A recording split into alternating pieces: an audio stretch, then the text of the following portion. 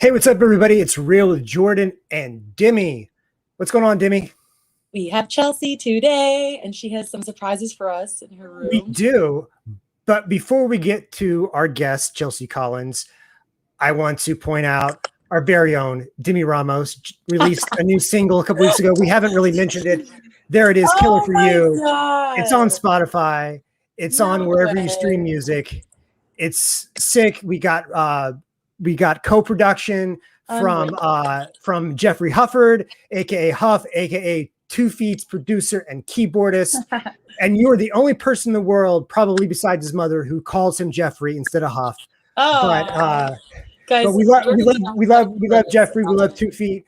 And congratulations on the single. You're already above 20K streams on that sucker. So congratulations, Demi. Oh, Jordan. I'm blushing. Okay, so the real reason for the show is, of course, our guest, Chelsea Collins. She's an upcoming and really has gained a lot of ground in just a few years of being a recording artist. She recorded with some of the biggest names in hip hop and pop. She's on Hitco, LA Reid's record label. So let's bring her out. Chelsea Collins. What's going on? You got the Red Bull. We got Hey, everybody. Now, much. So you got the yellow Red Bull. Is that your favorite color of Red Bull? I would say I go between the yellow and the green, but I got like a little greened out because I've been having the green too much. Now I'm on the yellow. Demi is an energy drink and caffeination specialist. So you guys Favorite Red Bull flavor. dude, I don't drink Red Bull because it's like kind of sour. But my thing is sugar. I have a sugar addiction. Jordan knows I eat icing on my free time. Like out of the tub. She eats icing out of the tub. Jordan's been calling me out all day. I'm not gonna lie, I've definitely done that a few times. So I'm right there with you. You're not alone. Tell us about but she what does it happened. sober though. She does it stone cold sober, which is something. Yeah. You guys. All right. So something crazy happened before the show. What happened? Oh my god. Well, my cat shit not in her litter box. So literally I was like scrambling to get on the show, and I was like also getting out of the shower, and I'm like, shit, how am I gonna clean this and put my makeup on it? You pulled it off though. Yeah, I mean, I think so. We're here and we're alive. There you are. Yeah. Chelsea, you only have a handful of songs available to listen to, but you've got some huge collaborations. You had the song with 24K Golden, and we have to talk about now your latest single. Let's back up. First of all, let's go the most recent thing first. Your latest single, "Open Your Mouth," really cool cover. Tell us about the cover art. Where this this kind of, I don't know, kind of a airbrushed kind of thing. Where did this cover come from? Well, me and the guy who helped me shoot the video, we were just like originally planning on video ideas, and I wanted to definitely do something in the video that was either the video or artwork, something that was kind of weird. And since the video kind of just ended up being more like girly slumber party vibes, we decided to just have an artist and then like someone who designs album art who like really didn't know each other just like collab. So this artist drew this little boy in a mouth, and then like the person who did the album art put all like the cool effects and did all that. So it was like, it was really cool because we never worked together, and it was really cool to see two talented people like collab and come up with something dope. But also, I don't know, like I didn't expect to have like such a cool album art for it. Like I really love illustrations. I think more so down the line with singles, I kind of want to use more like illustrations versus like a photo, because I don't know, I'm over it. We see enough of my face in like music videos. Like I like drawing this. Yeah, absolutely. And a great cover can really be something that helps the single too. They're like, what is this? I want to listen to this. This has got a dope cover. I totally understand it. Yeah. I love that song. I want to know, because you have the coolest Spotify biography ever.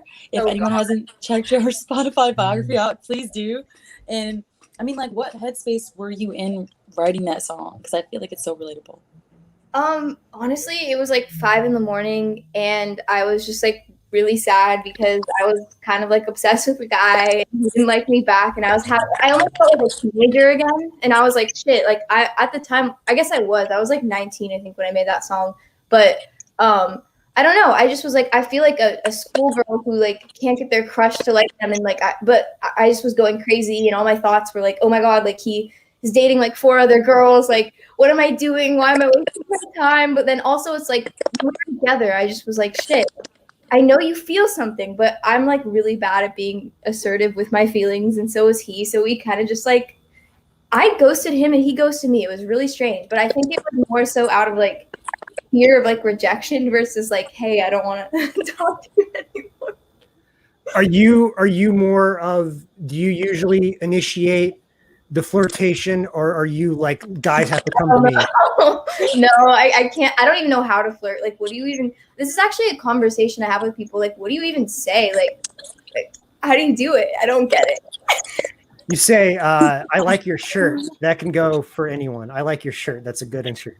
I feel like if I like somebody, I can't even make eye contact with them. I just like look at my feet and I'm like stuttering and I'm so awkward. And then I just like end up saying something humiliating. And then I'm like, sick, this is awesome.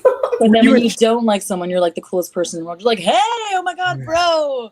And then, yeah. And then they fall in love with you and you're like, but no, I actually want that one. Were you a shy kid growing up? No, I don't know what happened. I think, you know what I think it was, from 14 to like whenever I graduated high school, I did online. So like I became really antisocial. And then I moved down here and I got like signed and started to get social again for a few months. And then like COVID happened. So I'm like right back into my like, oh my God, like I still forget how to speak to people. Like, I never was shy though. I was pretty like, you know, like assertive and confident. And now I'm just like in a little turtle shell, just like scared of the world. You stopped going to class. You homeschooled the last part of your high school experience because you wanted to concentrate on music. What was behind that decision, you know, to not drop out, but to stop going to school so you could spend more time on your songs? Well, honestly, I was really lucky to where like I never really fit in normal high school. So I would like eat lunch with my counselor and we just like talk about life because she was like this cool like hippie lady, and she just suggested this online program to me. And then when I brought it up to my parents, because I was always begging my parents, let me drop out and move to LA, and I look back and that's not realistic because like it was good to get an education, but yeah, she was like, how about like this program, you get the same curriculum and you can do it online and move at your own pace, and also you'll have more time to focus on what you actually care about. And I was like, wow, like thank God for you, like you're like she was a blessing. She truly was a blessing. Well, you didn't go a normal route with your music. You haven't released a full album yet. Have you even released an EP, or has it all been singles? Right, it's all been singles. Yeah, I mean, I only have like 5 songs out. You've got 7. I counted them. You've got 7. Yeah. Well, according, you got 7 on your Spotify. So okay, good to know. Yeah. It was like a cover of a song, and then I forgot about one song. But yeah, you're right. It is 7. 7 recordings. And your first "Tobacco and Tears" was your first single, right? Mm-hmm. So you didn't do the normal route. What I'm getting at is you didn't send out demos to people. How did you come to become a recording artist? How did you get your first? How did "Tobacco and Tears" happen? I guess.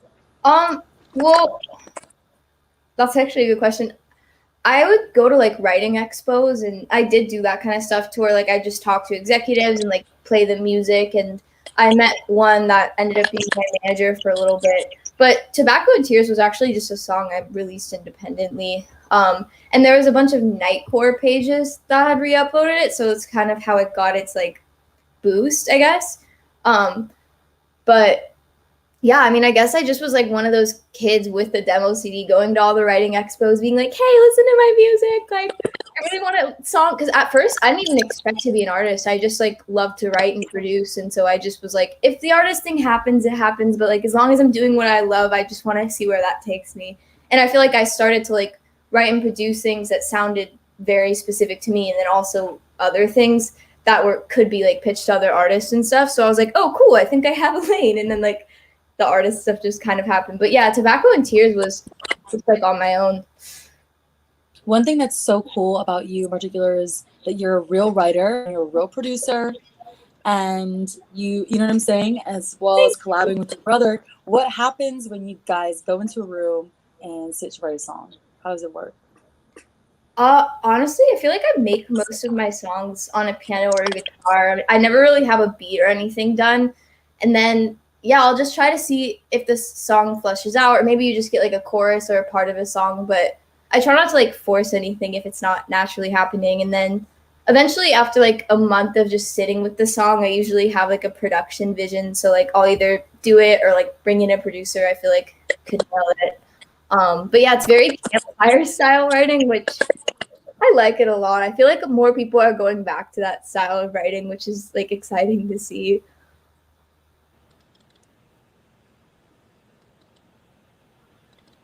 Wait, Jordan, I think you're muted. I can't hear you. I'm sorry, my bad.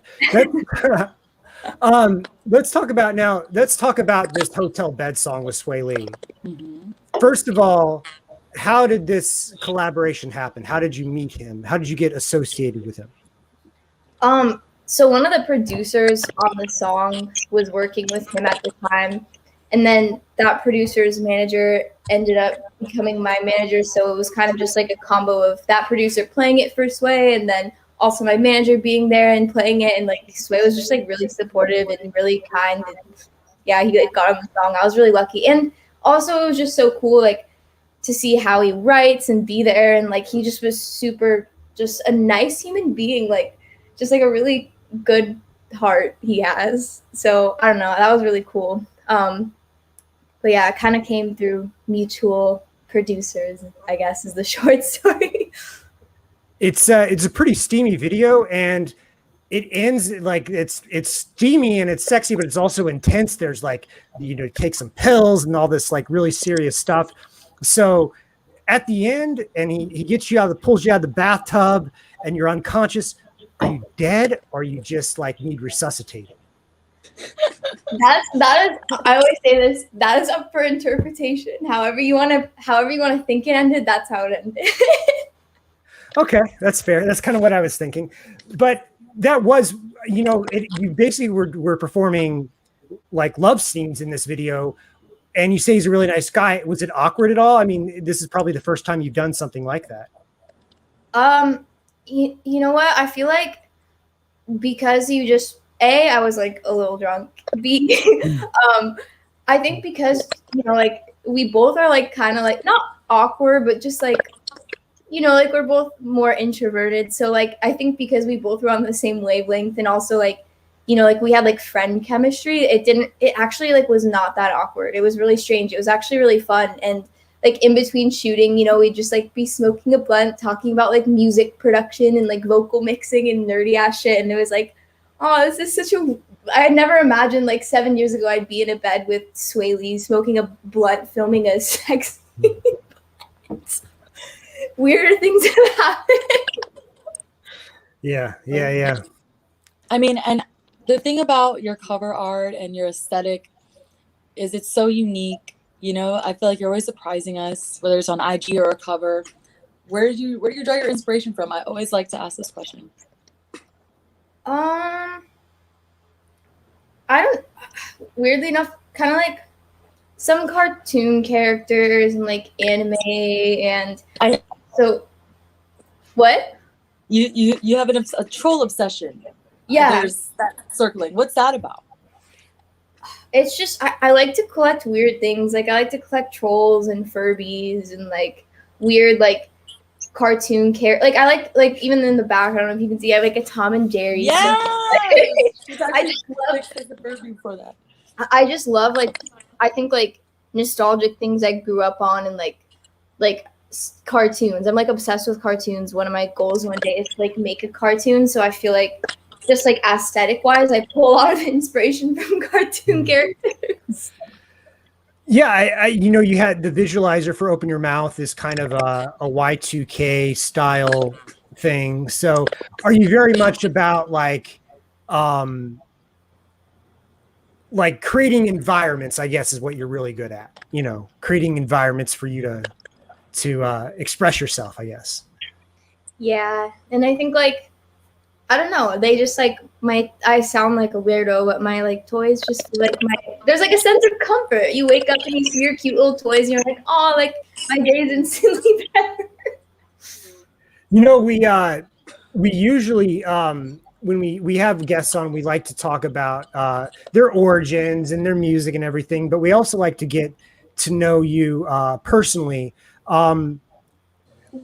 You dropped when you were homeschooled. I'm assuming your mom does. How supportive are your parents of your whole career choices? I feel like my mom's always been supportive. I feel like my dad kind of went in and out, but eventually he just kind of realized I was like a ballsy kid, and I'm like, dude, I'm gonna do this like with or without you. You can be supportive or you don't have to be, but like I have the confidence that I'm gonna do this, and like I've always felt it since I was a kid. I need to do this, so like get on board, or like I don't know what to tell you. But I think eventually like he came around and was supportive. But yeah, I mean, I feel like there was moments where like things wouldn't work out for a second and it'd be really scary. But I think always just having like the passion and like the fuel in your own heart, no matter who else is around you not believing in you, is like something that always kept me motivated. So when you're producing music, do you prefer to do it on your own, or do you like co-writers? Because it's all about co-writing now these days, you know. You know what? I feel like I'm hitting a point where like I did a ton of co-writing the past year, especially over Zoom because of COVID and like being bored. And I feel like just for my artist stuff personally, I do like to either write alone or like with one other person, and producing. Like I'm so bad at producing in like the room of the session. I have to like, because I have to sit with it and let it like marinate. Like I'm definitely not someone who can force inspiration. And yeah, I like to produce kind of alone, and then I'll send the stems off if somebody else wants to co-produce, but I'm never like making it with like another person there, because I'm just also it's just like I feel like judgment. It's all in my head for sure, but it's weird just having someone sitting there while you're pressing buttons and like I don't know. Filling your guts out. There's a term that you use in an interview, and you said crack pop. You were referring to that you love crack pop. And I've heard of a lot of different genres, Jordan, right? But I've never heard of crack pop. What exactly is crack pop to you? Is that what you describe your music as? I mean, some of it. I feel like the very like upbeat, melodically like nursery rhymey type melodies that just like they like I think crack pop, like it reminds me of like a candy to a toddler. It's just like it hits like a frequency in your ear that's so like delicious. I don't know if that even makes sense, but I feel like like Baby One More Time by Britney Spears, like that's a crack pop song, or like Blinding Lights is like a crack pop song, or like a Gaga song, like Judas. Yes, exactly. Yeah. Awesome. Have you had a chance to perform because of COVID and stuff? Have you done many live shows? Because most of your music has been released in the last like year and a half, 2 years. So have you done the cool festival gig with Swae or anything like that? Like, anything? No, I wish. I haven't so far, but I gotta be more pushy about that stuff because like my soul is getting burned. I feel like I make so much music and like I only have 5 songs out, or 7 songs, sorry. And so it's like while I'm waiting for all of that to come out, because I'm generally making like 5 songs a week, just like writing, because like I'm obsessed with songwriting, and like I feel like I need to perform, otherwise I'm just gonna like become a little pile of dust in the corner and like cry, Yeah. What's your you have some kind of you have or had a publishing deal, right? Like a songwriting deal. So do you like writing for other people? Like, do you mind, or when you write a song, are you like, man, I want this to be my song? Or do you like, oh, this would be great for this person? Honestly, both. I mean, I think I think with the publishing sessions, it just depends. Usually, sometimes you get put in with an artist, and it's really fun to not have to like channel your own inspiration for a day. Like you just get to build off somebody else's story, which is, I think it's I just love writing in general, like whether it's even just like screenplay, like it's just the funnest thing in the world. But yeah, I feel like I like to have the good balance, because I feel like if I was writing a song every day just for me, I feel like I would go crazy. How big of a role does your brother play in your songs? Because it's known that you guys write together and work together. I mean, like I would say we probably do like 90% of music stuff together, or even just like if I do another song with someone else, like he'll always kind of like fine tune it, whether it's like vocal production or adding tiny things in the production. But yeah, I mean, he's definitely like my favorite person in the world to write with and produce with. So I would say like I'm really grateful for him and all his help over the past few years with everything. I think like he definitely, in a weird way, he does believe in me more than I believe in myself, and you need that support sometimes. Do you feel like have you always gotten along with your brother, or Yeah, is you it? guys get emotional in the Yeah, studio. because like I because I feel like siblings are either really close or they bicker all the time. You know. Yeah, honestly, we get along. It's never really been like I feel like we're too similar to like butt heads, to be honest. That's fair. That's fair. You mentioned you have all these songs. What have you got coming out? You know, I sense the frustration in your voice that you've only have, you know, you basically have an EP worth of songs released. So what have you got coming down in the next, 6 months or so? Well, I'm actually just like hoping there is an official EP. That's like been the talks. I guess I need to be, anyways. But hopefully, I just want to release music. Like I have a song coming out actually on Friday, which I'm really excited about. This was actually the first song I made in quarantine, like over Zoom. So it's like interesting because I feel like a lot of the Zoom sessions too, like I just totally flopped and like couldn't execute. But this one, you know why it worked? Because I literally pulled an all-nighter and I was like deliriously tired. So I just was like not thinking while I was writing. And I feel like when you don't think and you're just like riding a wave of, I don't know, creativity, it just sometimes ends up better. But I have this song coming out. The song I want to come out after it, I'm just finishing up probably in like a day, and then I'm going to send it to mix and probably get that released. Hopefully an EP, which has been in the talks, and the songs are all mixed. I think it's just a matter of, I don't really know when it will come out. But yeah, I mean, I think nowadays too, you know, like you look at artists like Ariana Grande, like they're constantly releasing music. I feel like people, like, you never know what's going to stick or like resonate with people. So like, it's not really like the eras where you have to be like so precious with everything and like release an album every like 2 years. I feel like everyone's kind of just like more carefree and trying out, you know, like different sounds and just getting things out there. Because I mean, a song that resonates with you now, you know, like maybe in 2 years it won't resonate with you and you won't want to release it, but it could resonate with a million other people, and then you're just kind of, you know what I mean? Do you feel like your early music still stands up? Do you still like it? Or are you like, I mean, like when you listen to Tobacco and Tears now, are you like, I could do better than that? Or do you like, oh, it's still a jam to me? I think everything I've released so far, I still like pretty much love. There's like, yeah, I would say so. I didn't think about it. Good. So in terms of, you know, you got new music out, you've got hopefully some live shows coming up. You're in LA, right? You're an LA person. Mm-hmm. So yeah. What's your day-to-day like? Do you have some normalcy, or do you like one of these stay up to 3 a.m. kind of people and sleep till noon and the next day? Or how regimented are you? Yeah, I don't really have like a regimen. I feel like it just depends. Like today I woke up, yesterday I went to bed at 3, but I woke up at like 7 and I just like couldn't go back to sleep. So I was like, okay, this is what we're dealing with today. But sometimes, yeah, I'll like stay up all night and work and wake up in the afternoon, or sometimes it's like I don't really have a schedule. It kind of just my sleep schedule kind of just goes around whatever I have planned for the day, I guess. Right on. You're a pop girl. I mean, what kind of I mean, was it Britney, Christina? What got you into pop music, man? Because it's, you know, it's It's a thing. I would What say got like, you into pop? I really loved Gwen as a kid. There you go. She I like feel that.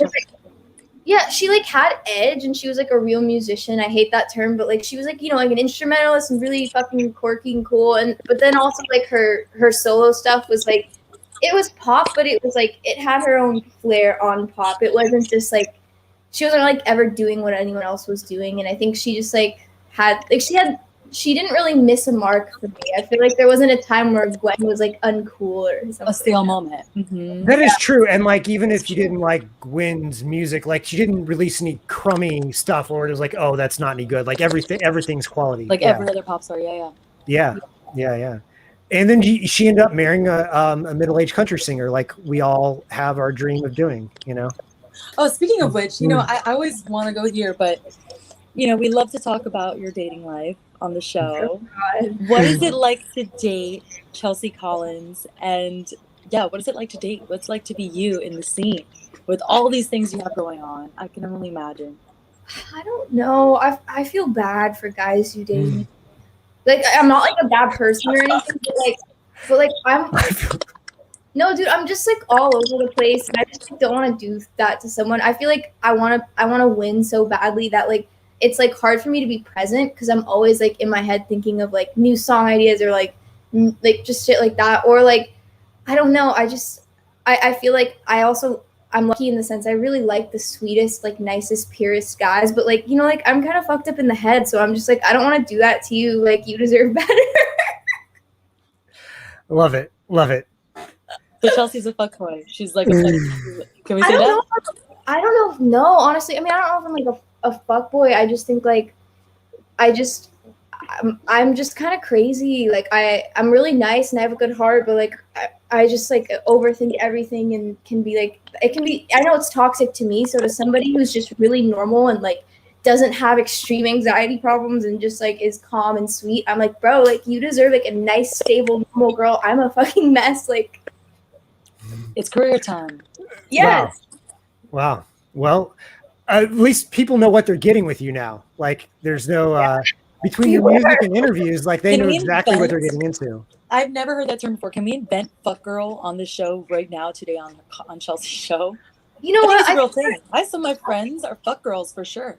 I think like I just think there's a lot of, you know, like you can establish cool connections with people, but I do say it's really hard to fall in love. I've only been in love once truly, and I feel like but like it's really easy out here when you're around so many creative people that do like the same job as you, like to be inspired and find so much passion.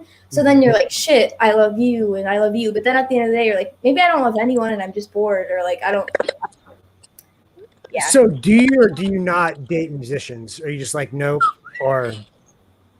I feel like I have a thing for like producers and like videographers. Oh, yeah. Like basically the two worst people to date because you like have to work with them. Like at least with other artists, you're not always working with them. Like, but if you like, but it's like if you're working with someone and you're doing something really personal, like a video or a song, and you feel comfortable around them, it's like this weird. There's sometimes just weird tension, and then you're just like, shit, why am I here again? And then, but it's also like the music industry is so small, like high school. So I'm like, shit, I don't want to get a reputation for being a hoe or like. Yeah, I understand. Not that I am at all, but like I just need to put it out there. But I always get scared, even if I like have a crush on someone. I'm like, oh my god, like I'm gonna ruin my career. yeah. I feel you. I'm here, Chelsea, because I'm a music video director and photographer. Like that's how I have connection to musicians. That's why I started the show. So I understand exactly where you're coming from. So you have led us right into, we have a little rapid fire, get to know you kind of game we like to play on here. So we're going to do that right now. Okay. All right, let's see.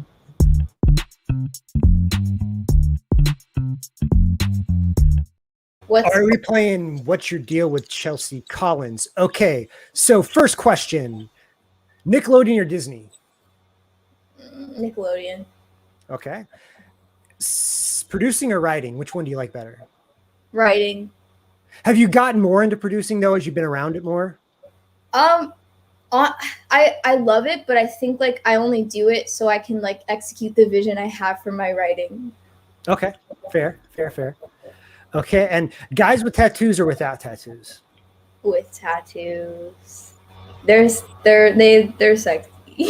Yeah. All right. Have you ever had a crush on someone you've worked with? We kind of covered this a little bit, kind of. Too many people. Too many people. I appreciate the honesty. I'm exposing myself. You know what though? Chelsea Deadass, like you did a great job of handling our like invasive questions about Swae Lee. Like you were like, we're friends. It was steamy, but it was good. We're chill. We smoked a blunt on the side of the bed. We're all good. Okay, so good answer there. Okay, next question. Besides Y2K, so you have this Y2K inspired visual for Open Your Mouth. It's very pink and pastel, and like you got like the Britney pigtails going. So what besides the Y2K, do you have a favorite decade aesthetically, like the visuals from that? I like the 60s. So can we expect like a Woodstock style looking video from you at some point? I would say more like a rock star Woodstock. Like I'm not like hippie, but like like Jimi Hendrix style Woodstock. Yes. Gotcha. Do you have any like old school artists that you like from the 60s? I mean, there's like a bunch. I don't want to mess it up in case they're from the 70s or the 50s because I'm not quite sure. But like I know I love like Dave Bowie and Queen and like the Beatles and like my parents like Linda Ronstadt. Like there's a lot of artists that like my parents wouldn't let me listen for a while to like modern pop music, so I just got like their pop music as a kid. So Linda like Ronstadt is interesting because she did country, she did pop, she did standards and R&B, and was also like a sex symbol at one point and then became something else. So she's a good idol to have. Okay, moving on. Do you break up with boys or do boys break up with you? That one's Demi's question, by the way, I think. Or it might have been our producer Hope's question, but it's not mine. I break up with boys, but for their own sake, because you're just looking out for them. No, I start to feel crazy, and I'm like, I need to get away from you because I don't want to hurt you. Like, let's resume this in like 5 years when I'm more mentally stable. Yeah, understandable. And so thank you for playing the game with us, and thank you so much for being on the show. Thanks for having me. It was really fun to have you on, and it's interesting. We didn't really bring up TikTok and like social media and stuff. You have a really big Instagram following. What's your feelings about social media? How much do you hate it, love it? You seem like I can go either way with you.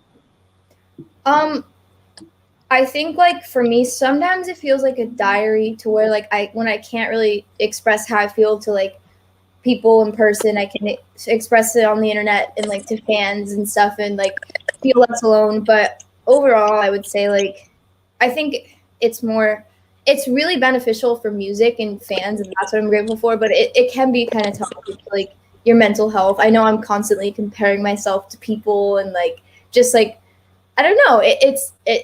I think the comparison just makes me go crazy sometimes, and like I think like there's gonna hit a point in my life where I'm gonna like move to like Maui and open a farm and just like disappear and vanish. But like it will be like so peaceful and therapeutic because I mean I grew up also in the Bay Area, so I feel like we were always getting the first rollouts of social medias at way too young of an age, and the tech world. Well, thank you so much for joining us here on the show. Thank you for having me. We cannot wait to see what you do next. I'm ready for this EP, this album that's going to come out eventually.